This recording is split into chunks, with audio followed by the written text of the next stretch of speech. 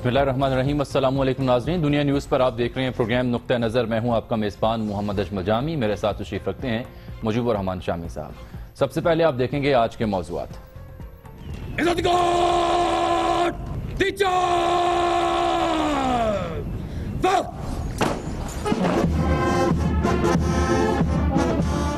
General زبیر محمود حیات نے chairman joint chiefs of staff committee کی ذمہ داریاں سنبھال لیں۔ جنرل قمر جاوید باجوہ کل پاک فوج کی کمان سنبھالیں گے۔ وزیر اعظم نے نئے سپہ سالار کے لیے جنرل قمر باجوہ کا انتخاب ہی کیوں کیا، جانیے آج کے پروگرام میں۔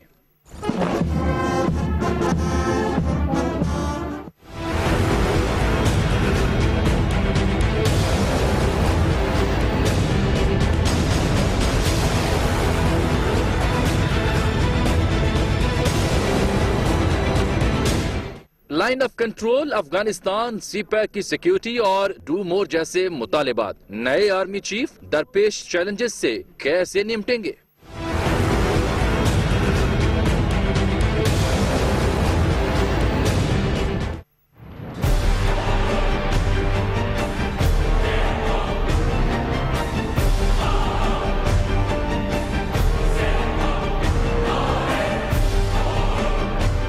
جنرل راحیل شریف نے جو کہا کر دکھایا، بر وقت ریٹائرمنٹ، عہد ساز مدت ملازمت، ضرب عزم اور کراچی آپریشن۔ جائزہ لیں گے کہ شہداء کے خاندان کے غازی سپوت کی سپہ سالاری کیسی رہی۔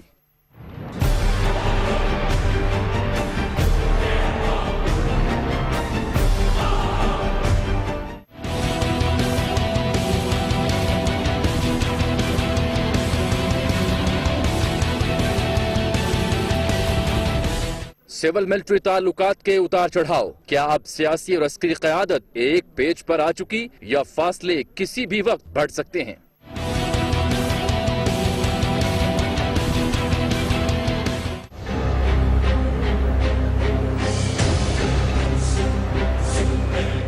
نوے کی سیاست کا پھر سے چرچا، نوے کی دہائی کی سیاست کرنی ہے یا نہیں؟ گیند وزیر اعظم کے کورٹ میں ہے۔ اپوزیشن لیڈر خورشید شاہ کا حکومت کو جواب، ادھر پیپلز پارٹی کی بلاول بھٹو زرداری کو پارلیمنٹ میں بھیجنے کے لیے تیاریاں۔ کیا بلاول بھٹو قومی اسمبلی میں اپوزیشن لیڈر کا کردار نبھانے کو تیار ہیں؟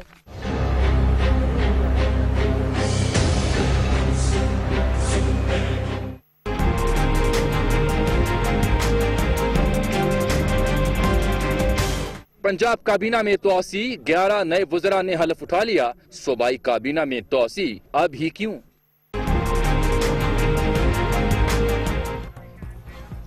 اور کراچی کا ضمنی انتخاب بھی آج پروگرام میں زیر بحث رہے گا۔ شام صاحب، آج ایجنڈا بہت ہیوی ہے۔ پہلی جو 4 سرخی ہیں وہ سپہ سالار کی تبدیلی سے جڑی ہیں، تو یہ پوچھنا کہ نئے سپہ سالار کیسے ہیں، یہ تو ایک فضول سوال ہوگا، کیونکہ جتنے بھی فوج کے اہلکار ہیں، جوان ہیں، آفیسرز ہیں، وہ سارے کمپیٹنٹ ہوتے ہیں۔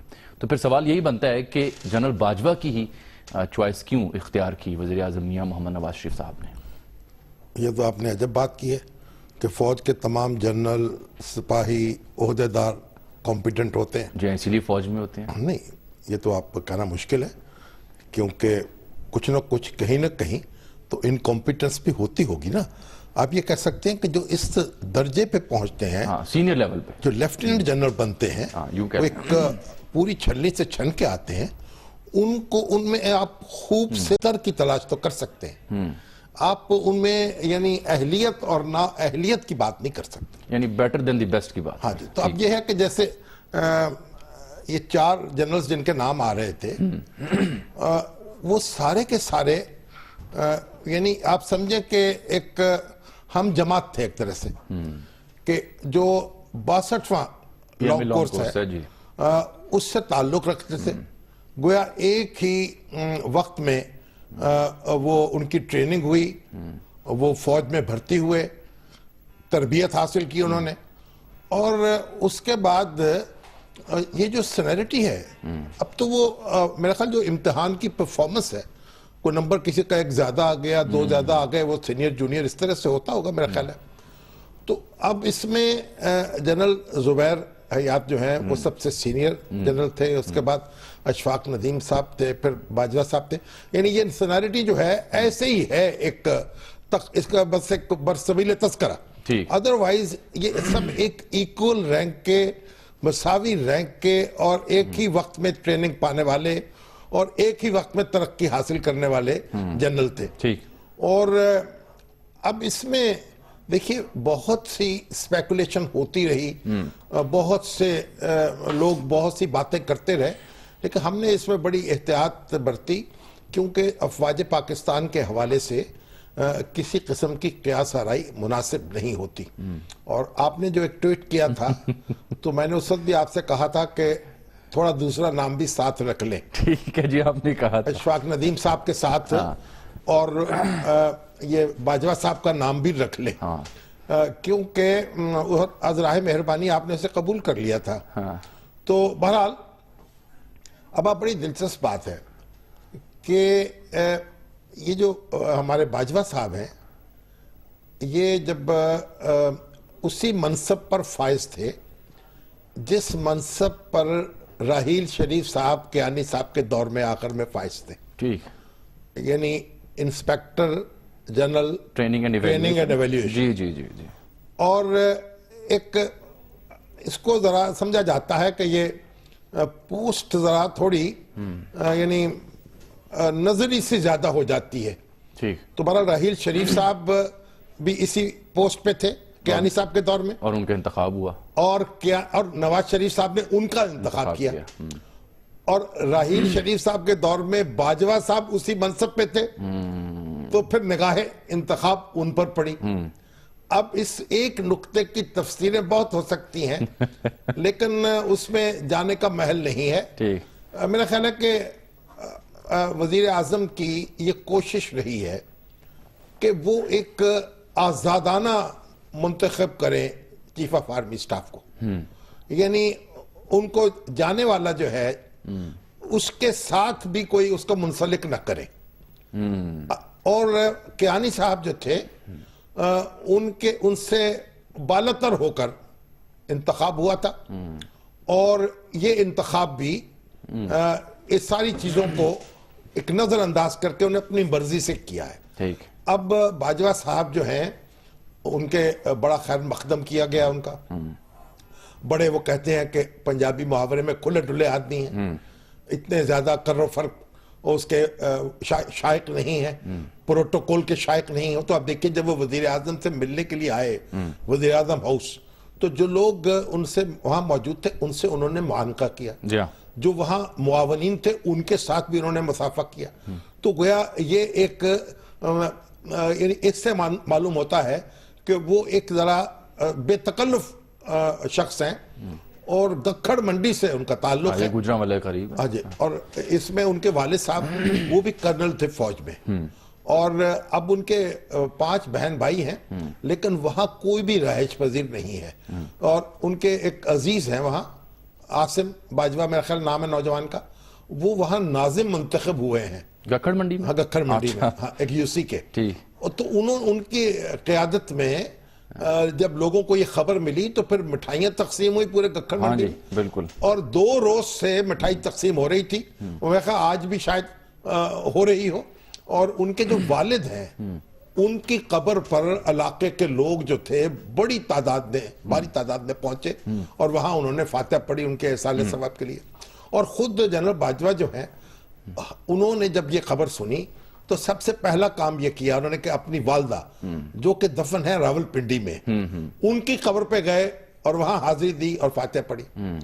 تو بہرحال جو لوگ، ان کا بڑا ایک لمبا کیریئر ہے، اور یہ اصل میں آپ یہ کہہ سکتے ہیں کہ وہ لائن آف کنٹرول جو نظرن ایریاز وہاں ان کی خاصی رہی ہے پوسٹنگ بہتر سمجھتے ہیں، اور وہ ان ایکسپرٹیز میں وہ شامل ہے، ان علاقوں کو بہت اچھی طرح سمجھتے ہیں.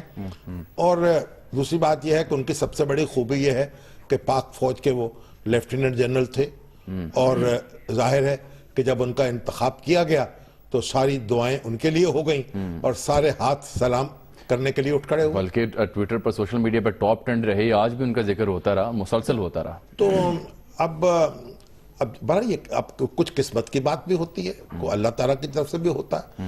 تو ایک دل میں خیال آتا ہے نا. اب وزیر اعظم جو ہیں اب یہ دیکھیں ہمارے یہ میرے خیال چوتھے چیف آف سٹاف ہیں ہاں جی جو جن کو وزیر اعظم نے چنا ہے. یعنی پرویز مشرف صاحب, پہلے پرویز مشرف صاحب تھے, پھر ضیاء الدین بٹ صاحب کو گن لیں, پھر ضیاء الدین خواجہ صاحب, ہاں جی, اور پھر جنرل راحیل شریف صاحب, پھر جنرل راحیل شریف اور صاحب, چوتھے یہ ہیں. لیکن کام کرنے کا موقع انہیں 8 آرمی چیف کے ساتھ ملا. ہاں وہ دیکھیے اصل میں ہمارے ہاں یہ بھی ایک بڑا لوگ کیا کہتے ہیں آنکھ بچولی ہوتی رہی ہے, کیونکہ یہ اختیار صدر کے پاس ہونا چاہیے. یہ ہمارے یہاں خواہش رہی ہے ہمارے فوجی حلقوں کی, اور سیاسی حلقے بھی یہ سمجھتے رہے کہ یہ فوج کی قیادت جو ہے یا یہاں تقرری اور وہ اس کا اختیار وزیر اعظم کے پاس نہیں ہونا چاہیے. تو یہ صدر کے پاس دستور میں ترمیم کر کے دیا جاتا رہا, پھر وزیر اعظم اسے واپس لیتے رہے, تو کئی دفعہ دستور میں ترمیم ہوئی, اور بالآخر اب یہ وزیر اعظم کا اختیار ہے, صدر اس پہ صرف دستخط کرتے ہیں, ان کا اختیار نہیں ہے. ٹھیک ہے, ایک بریک شامی صاحب لے لیتے ہیں, واپس آتے ہیں تو پھر ذکر کرتے ہیں کہ نئے آرمی چیف ہو کیا چیلنجز درپیش ہوں گی, اور جنرل راحیل شریف صاحب کا جو عہد رہا وہ کیسا رہا. ایک بریک کے بعد.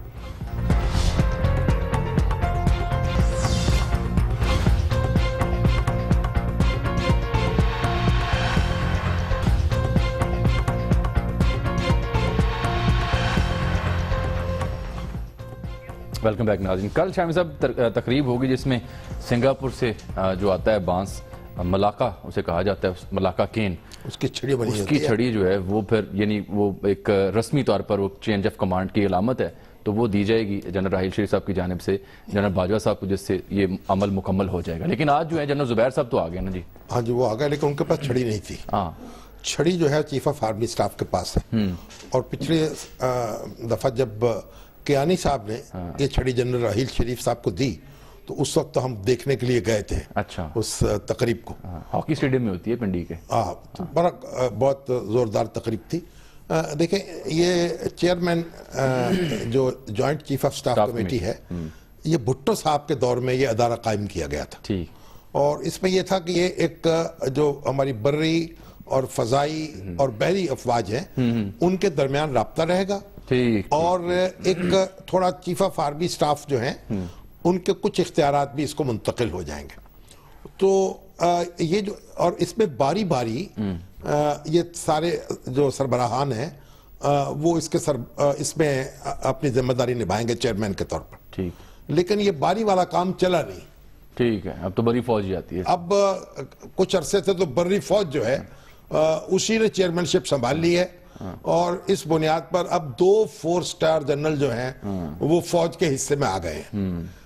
اب یہ معاملہ شروع ہوا ہے جنرل شریف سے میرا خیال ہے کہ جب ضیاء الحق صاحب کے دور میں وہ تھے چیئرمین, اور شاید اس سے پہلے کوئی اور بھی ہو, مجھے یہاں تک اس وقت حافظہ کام کر رہا ہے. تو بہرحال ایڈمرل سروہی جو ہیں وہ رہے, نیوی سے تعلق تھا ان کا.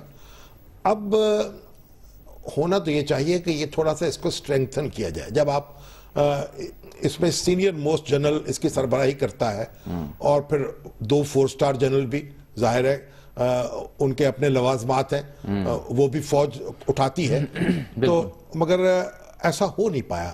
ہمارے ہاں جو چیف آف آرمی سٹاف کا منصب ہے وہ بہت مضبوط ہے, سارے پوسٹنگ ٹرانسفر سارے اختیارات اس کے پاس ہیں, اور وہ اس میں کوئی شیئرنگ ہو نہیں پائی. یعنی کہا جاتا ہے کہ جو زمانہ جنگ کے اختیارات ہیں جو جنگ کے زمانے میں ہونے چاہیے وہ ہمارے ہاں امن کے زمانے میں وہ سارے ایکسرسائز ہوتے ہیں. تو بہرحال اس کے باوجود اب جو زبیر حیات ہیں لیفٹیننٹ جنرل, جن کے والد بھی میجر جنرل تھے, 2 بھائی بھی ہیں, اور ان کے 2 بھائی, ایک بھائی لیفٹیننٹ جنرل, ایک بھائی میجر جنرل, اور وہ خود لیفٹیننٹ جنرل. یعنی یہ بھی کوئی اعزاز جو ہے کسی خاندان کے حصے میں شاید ہی آیا. بالکل. اور دونوں بھائی ان کے سرونگ جنرل ہیں, اور اب وہ خود چیئرمین ہو گئے. ان کا بھی ایک ممتاز کیریئر ہے, اور ایک بڑے جو ہمارا ایس ڈی پی ہے, strategic S P D strategic plan division, جس کے نیوکلر اثاثے اس کے اندر آتے ہیں, اس کے بھی سربراہ رہ چکے ہیں. اور اب یہ جو ڈویژن ہے یہ بہرحال chairman joint chief of staff committee کی نگرانی میں کام کرتا ہے براہ راست. تو برا ان کی رہنمائی اور ان کا تجربہ جو ہے وہ بھی حاصل رہے گا فوج کو, مشاورت اس سے رہے گی, اور اس کے بعد پھر کمان تو چھڑی تو بہرحال کل باجوہ صاحب کے پاس ہے, کل آ جائے گی. اچھا جی یہ بتائیں, اب کل چھڑی تو آ جائے گی لیکن ان کو جو درپیش چیلنجز ہیں ان پر بھی بات ہو جائے. ایل او سی کی صورتحال ہے وہ کشیدگی کا شکار ہے, افغانستان ہے, پھر سی پیک بن رہی ہے, پھر ڈو مور, اور پھر ٹرمپ آ گئے ہیں وہاں پر, تو اس ساری صورتحال میں کیا دیکھتے ہیں آپ؟ دیکھیں بات یہ ہے, اصل میں ہم سارے لوگ کچھ غلط مبحث کا شکار ہو جاتے ہیں. یہ جو باتیں ہم کر رہے ہیں چیف آف آرمی سٹاف کے حوالے سے, یہ وہ چیلنجز ہیں جو پاکستانی ریاست کو درپیش ہیں, اور پاکستانی ریاست نے ان سے نپٹنا ہے. اس میں ظاہر ہے کہ سیاسی قیادت جو ہے اس کی ذمہ داری جو ہے بنیادی ہے, اور چیف آف آرمی سٹاف اور ان کے جو رفقا ہیں ان کی معاونت کے ساتھ ایک پلان ہوگا اور ہونا بھی چاہیے, لیکن یہ سب ذمہ داری ان کی نہیں ہے بنیادی طور پر. جب آپ دیکھیں, آپ فوج جب اپنا دفاع کر رہی ہوتی ملک کا, آپ کا بازو ہے نا, تلوار اٹھاتا ہے نا, تو بازو خود تو کوئی کام نہیں کر رہا ہوتا نا, جسم کی جو طاقت ہوتی ہے وہ بازو کے طاقت ہوتی ہے. بالکل ٹھیک ہے. تو یہ جتنے ہمارے اگر ہمارا ملک جو ہے وہ اس بحیثیت مجموعی طاقتور ہے تو ہمارے بازو میں بھی جان ہے. آپ نے خود ہی کہہ دیا اگر, ٹھیک ہے نا. اب اپنے ملک کو پہلی بات تو یہ, فوج وہاں استعمال ہوتی ہے جہاں ڈپلومیسی فیل ہو جاتی ہے, اور ڈپلومیسی جو ہے, ہمارے دوست تھے ضیاء الاسلام انصاری صاحب, مشرق کے چیف ایڈیٹر تھے, وہ کہا کرتے تھے جنرل ضیاء الحق جو ہیں انہوں نے انڈیا کے خلاف 4 جنگیں جیتیں. ہم پوچھتے تھے کیسے, انہوں نے کہا ہونے ہی نہیں تھی. 4 بار یا 3 بار خطرہ پیدا ہوا کہ جنگ ہو جائے, لیکن انہوں نے اپنی ایسی حکمت عملی اس کو ٹال دیا. ٹھیک ہے, گویا جنگ کو ٹالا, گویا اس کو جیت لیا. بالکل ٹھیک. تو اب اس لیے ڈپلومیسی کا معاملہ ہے پہلا, فوج آپ وہاں استعمال کرتے ہیں, جنگ کا میدان وہاں آتا ہے جہاں ڈپلومیسی فیل ہو جائے. چلے ایک بریک لے لیتے ہیں, پروگرام میں واپس آتے ہیں تو پھر راحیل شریف صاحب کا ذکر ہوگا اور ساتھ میں سول ملٹری تعلقات کا بھی جائزہ لیں گے, لیکن ایک بریک کے بعد ہمارے ساتھ رہیے.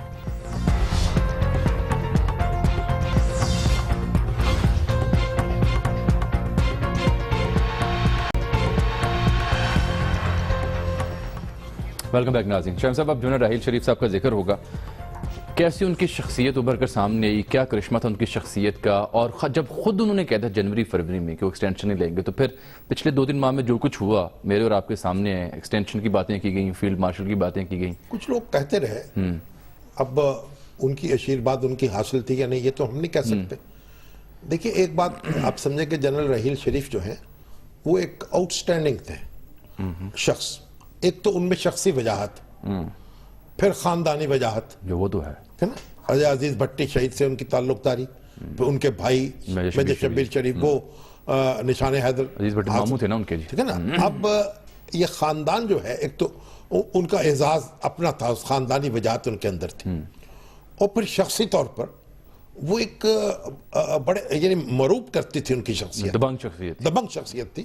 اور پھر جتنے وہ متحرک تھے, اب دیکھیں میں ابھی کوئٹہ گیا تھا تو وہاں مجھے بتایا گیا کہ جب انہوں نے یہاں آئے ہیں, وہ فیئرویل دربار ان کا منعقد ہوا, تو کچھ 450 افراد ہوں گے وہاں جو گیدرنگ میں تھے, جو فوجی جوان اور افسر, سب سے انہوں نے گلے ملے ہیں وہ سب, اور ایک ایک جو میس کا بیرا ہے اس کو بھی ملے ہیں, اس سے بھی ہاتھ ملایا ہے, گلے ملے ہیں. تو یعنی یہ جو انداز تھا محبوبیت کا, تو وہ بہت کم لوگوں کے حصے میں آتا ہے. اور پھر کامیابی بھی حاصل کی, للکارتے بھی رہے, اور تحرک بھی تھا. پھر ان کو ISPR جو ہے جنرل باجوہ میسر آئے, انہوں نے پھر سونے پہ سہاگا کیا اور ان کا امیج بلڈنگ کی.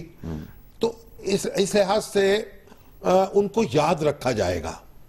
اب دیکھنے کی بات یہ ہے کہ ان کے دور میں جو واقعات پیش آئے, جس طرح کی سیاسی نشیب و فراز ہم دیکھتے رہے, جو دھرنا ہوا, اب اس کے بارے میں کہا جاتا ہے کہ وہ ان کا کوئی رول اس میں نہیں تھا.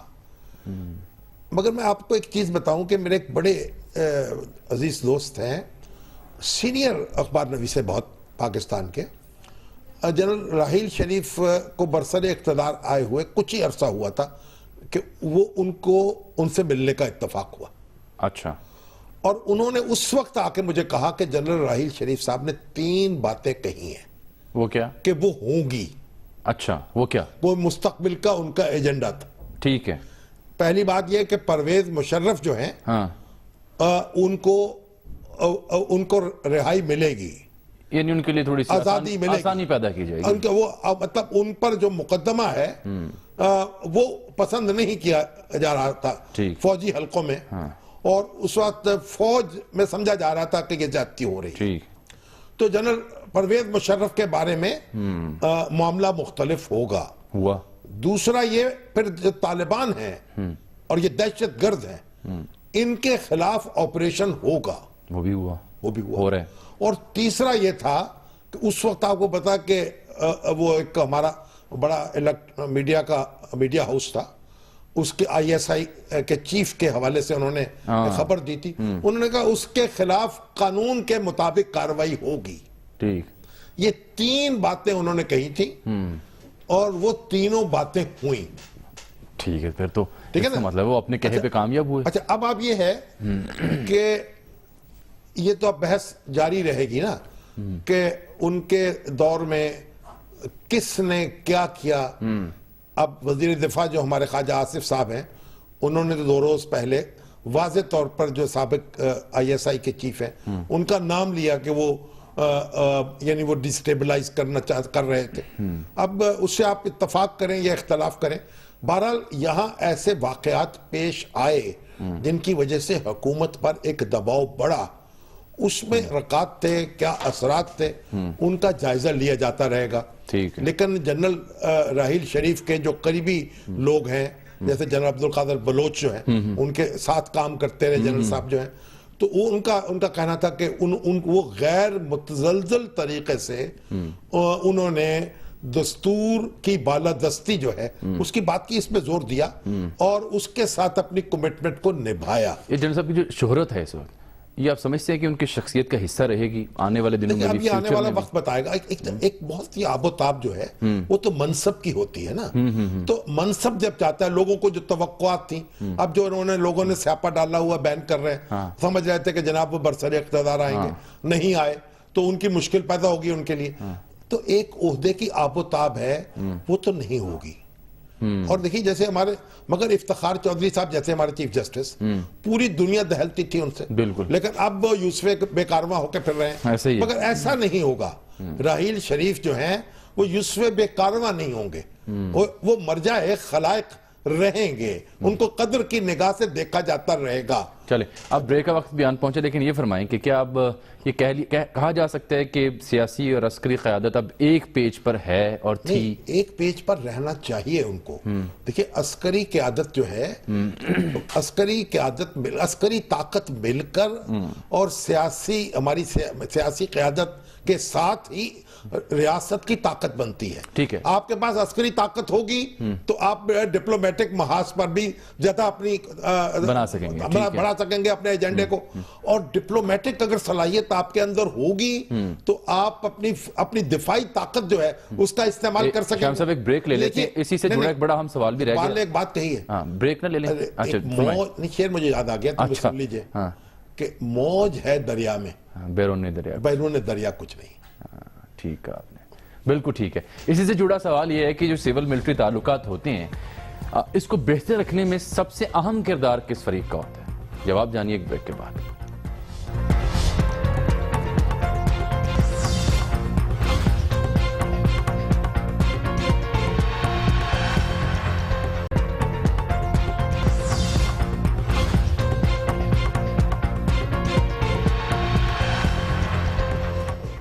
ویلکم بیک ناظرین. ہم بات کریں سول ملٹری تعلقات کی, لیکن اس سے پہلے آپ کو بتا دیں کہ کرنل کسور نصیر صاحب کا میسج آیا. انہوں نے بتایا کہ جو سینیورٹی ہے سیم بیچ اگر ہو کچھ افسران کا, تو وہ پاسنگ آؤٹ جو ہوتی ہے پی ایم میں سے اس کے ذریعے اس کا تعین کیا جاتا ہے کون پہلے پاس آؤٹ ہوا، یعنی یہ نمبر ہوتا ہے، ہاں جو آرمی کا نمبر ہے، سروس نمبر۔ ہاں جی۔ تو یہ بات شامی صاحب، اب جو موضوع ہم نے چھیڑا تھا کہ سول ملٹری تعلقات میں فاصلے کیوں اور کیسے بڑھتے ہیں اور اس کو بہتر بنانے میں کس فریق کا زیادہ اہم کردار ہوتا ہے، مجھے لگ رہا ہے ڈیبیٹ لمبی اور وقت بہت کم ہے، تو کل لے جاتے ہیں کیونکہ کل بھی ڈسکس ہونا ہی ہے۔ یہ تو عمر بھر رہے گا، اللہ کرے ایسا نہ ہو ویسے، لیکن کیونکہ کل چینج آف کمان بھی ہے تو اس سے ہم جڑا، ہم پھر اس موضوع کو بھی آگے لے جائیں گے۔ تو یہ ناظرین کل اس موضوع پر یہ جو سوال ہم نے چھوڑے ہیں اس کا جواب آپ جانیے گا۔ ہمارے اشفاق رؤف صاحب کہتے ہیں جی یہ بلیک فرائیڈے ہے، اس پہ پابندی لگنی چاہیے، ہم کیوں کلچر جو فالو کر رہے ہیں مغرب کا؟ چلیں ٹھیک ہے، یہ چلیے جو مرضی کر لیں بھائی، نہ منائیں، ہمیں تو پتہ ہی نہیں کیا ہوتا ہے، کیا ہے سوید ہے، ہم نے نہیں منایا۔ لیکن 90 کی سیاست کی بات کر لیتے ہیں۔ اچھا ایک تو نہیں، مگر 90 کی حساب سے پہلے یہ دیکھیے ایک ہمارا جو دن نیوز ہے اور نیو اور نیو، ہاں اس کے اوپر پابندی لگائی ہے پیمرا نے 30 دن کے لیے دن پر ہاں جی اور 7 دن کے لیے نیو پر، اور انہوں نے یہ جی ایک عدلیہ کے بارے میں ایک ایسی رپورٹ چھاپی اور جو نہیں وہ نشر ہونی چاہیے تھی بغیر نشر کی، کیونکہ عدلیہ جو ہے اس کے ججوں کو زیر بحث نہیں لایا جا سکتا، دستور اس کو منع کر رہا ہے، بالکل ٹھیک، اور سکینڈلائز تو بالکل نہیں کیا جا سکتا، تو انہوں نے ان پر پابندی لگائی۔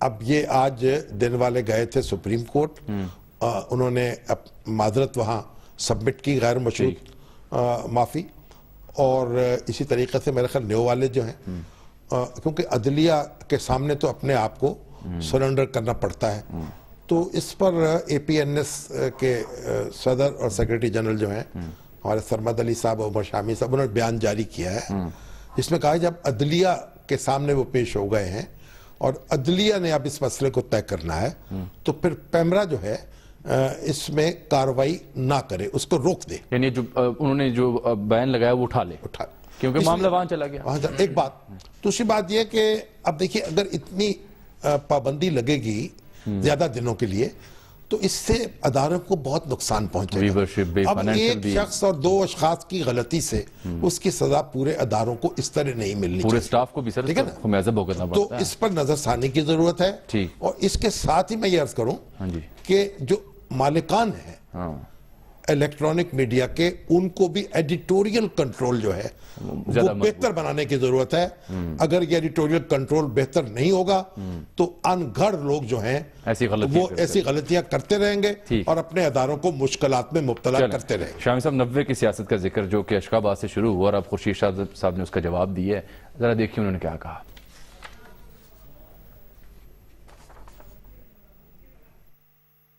31 شہزادے کے خط کے بعد میرے شکوک و شبہات جو 60-70% تھے وہ 100% میں تبدیل ہو گئے، تو کوئی تو چیز ہے جس کا افسانے میں ذکر ہی نہیں تھا۔ پاکستان کا وزیر اعظم اپنے بچانے کے لیے ایک چھوٹے سے ملک کا، ایک شیخ کا خط لے کے اپنے آپ کو سیو کرے، یہ بڑے افسوسناک اور شرمناک بات ہے۔ میاں نواز شریف جو 90 کی دہائی کی باتیں کرتا ہے، وہ 90 کی دہائی سے بچنا چاہتا ہے، پارلیمنٹ میں آنا چاہتا ہے، پارلیمنٹ میں کرپشن کا بل جو سب کے لیے ہے اس کی مدد کرنا چاہتا ہے، اس کو سپورٹ دینا چاہتا ہے یا نہیں؟ بال گیند اب نواز شریف کے کورٹ میں ہے، وہ کیا فیصلہ ہے؟ جی شامی صاحب دیکھیں، یہ خورشید شاہ صاحب جو کچھ کہہ رہے ہیں، اب یہ قطر کے شہزادے نے کیا خط لکھا ہے، وہ کیا کہا ہے، اور اس کا کیا مطلب ہے، اس کا کیا ثبوت اس کے پاس ہے، اور میاں محمد شریف صاحب جو مرحوم وہ وہاں بزنس کر رہے تھے تو ان کا معاملہ ان کا کیا تھا، یہ تو سب باتیں اب عدالت میں ہیں اور اس پہ کسی تبصرے کی ضرورت نہیں ہے، وہاں ثابت ہو جائیں گی تو اچھی بات ہے، یہ وہاں جا کے غلط ثابت کر دیں تو اس کے اوپر غور کر لیں گے۔ ان کا ایک اور بیان تھا کہ اگر ہم عمران خان کے ساتھ کھڑے ہوتے تو یہ نظام ختم ہو جاتا۔ دیکھیے وہ کھڑے ہوتے تو وہ بھی تو گرتے نا، اس میں گنو نیچے آتے نا، دیوار گرتی تو وہ بھی نیچے آتے۔ تو بلاول بھٹو کو پارلیمنٹ میں لے کے آنا چاہ رہے ہیں۔ انہوں نے کہا 90 کی دہائی میں، نواز شریف صاحب نے بات کی، 90 کی دہائی میں پیپلز پارٹی اور مسلم لیگ نون ایک دوسرے کے خون کے پیاسے تھے۔ اب یہ وہ کہتے ہیں کہ یہ جو پیپلز پارٹی نے جو اسلوب اختیار کیا ہے، یہ گویا اس کی یاد تازہ ہو رہی ہے، گویا دونوں جماعتوں میں محاذ آرائی بڑھ رہی ہے۔ اصل مسئلہ یہ ہے کہ پیپلز پارٹی کے نیچے سے زمین کھسک گئی रही है। इमरान खान साहब उसकी जगह ले चुके अपोजिशन की। अब पीपल्स पार्टी वो जगह वापस लेने के लिए ये आगे बढ़कर हमले कर रही है हुकूमत पर। लेकिन अब पीपल्स पार्टी को ये चाहिए कि कुछ अपने बारे में भी तो बताए ना। वो बता रहे हैं, दूसरों के तो इल्जाम लगा रहे हैं अपनी जगह। वो जो बिलावल भुट्टो जरदारी साहब वाला मामला जो पार्लियामेंट में आने की तैयारी करें, ये भी कल डिस्कस करें तफसील के साथ। और दूसरी बात ये है कि कराची का 258 के इंतखाब हैं जहां पर हकीम बलोच साहब जीत रहे हैं, उसका जिक्र करने से पहले पंजाब में जो कैबिनेट में तोसी की गई है, 11 नए वज़रा आए हैं सामने और 2 मुशीर भी हैं, और ये अब ही क्यों जबकि साल डेढ़ रह गया। अब तो कह रहे हैं बसरीन तो ये कह रहे हैं कि इलेक्शन की तैयारी हो रही है, इसलिए सफबंदी हो रही है और जो महरूम लोग थे उनकी दिलजोई की जा रही है। अब 32 हो गए टोटल वजीर। काश ये 3 साल पहले काम होता। पहला काम होना चाहिए काबीना बनाने का, जो इस 3 साल के बाद हो रहा है। और ये एक कोई ऐसी बात नहीं है जिसकी तारीफ की जाए, लेकिन बहरहाल अब भी वजीर हजरात जो हैं वो परफॉर्म करके दिखा सके अगर तो अच्छी बात होगी। इसमें भी तफसील से गुफ्तगू नहीं हो सकती। जमात इस्लामी का वर्कर कन्वेंशन था और साथ कराची का ज़िमनी इंतखाब कराची में जमात इस्लामी का वर्कर्स कन्वेंशन था। कहते औरतों की भी बड़ी तादाद थी, पूरे सिंध से लोग आए हुए थे, वो तो लाखों की तादाद में कहते लोग मौजूद थे। चलिए इमरान खान साहब की जुबान में अगर लाखों ही होंगे, लेकिन असल बात यह है हमारे वो जो नईमुर रहमान साहब हैं, हाफिज नईमुर साहब क्या नाम है जो कराची वाले, जी, उन्होंने तकरीर करते हुए कहा कि लोग कहते हैं कि जनाब ये खला पैदा हो गया कराची में। MQM भाई हम जो मौजूद हैं हमारे होते, हम जमात इस्लामी मौजूद है, वो सारे खला पूरा करेगी। वोट मिलता नहीं है MQM के। बात यह है भाई आप वोट अट्रैक्ट करके दिखाएं, फिर माने। आपके जो वोट आपके हाथ से निकल गए हैं उनको वापस कैसे लाएंगे, तो फिर आप मान लेंगे खलापुर करते हैं आप अमली तौर पर। मगर वहां जो इलेक्शन हो रहा है आज MQM ने भी इल्जामात लगाए और कहा धांधली PTI ने भी शोर मचाया। असल बात यह है कि ये सीट अब्दुल हकीम बलोच साहब की थी और वो मुस्लिम लीग नून के टिकट पे लड़ रहे थे तो वो जीत गए। अब फिर उन्होंने देखा कि सूबाई हुकूमत में तो कोई शलवाई होती नहीं और सूबाई हुकूमत से बड़ा मामला पड़ता है MNS का। उन्होंने इस्तीफा दिया मुस्लिम लीग नून से, पीपल्स पार्टी के टिकट पे खड़े हो गए और जीत रहे हैं। अब ये MQM की सीट है नहीं, PTI का यहाँ लेना देना है नहीं। अब्दुल हकीम बलोच जो हैं अब पीपल्स पार्टी की हो चुके और वो सीट भी उनको मिल जाएगी। प्रोग्राम वक्त नाज़रीन यहाँ खत्म होता है। बिलावल भुट्टो जरदारी साहब की पार्लियामेंट में आने की तैयारियां, और इससे पहले हमने जिक्र किया सिविल मिलिट्री ताल्लुकात का। ये बहस कल के प्रोग्राम तक के लिए हम रोक रहे हैं, कल इस पर मजीद हम बात करेंगे। तब तक के लिए इजाज़त, अल्लाह हाफिज़।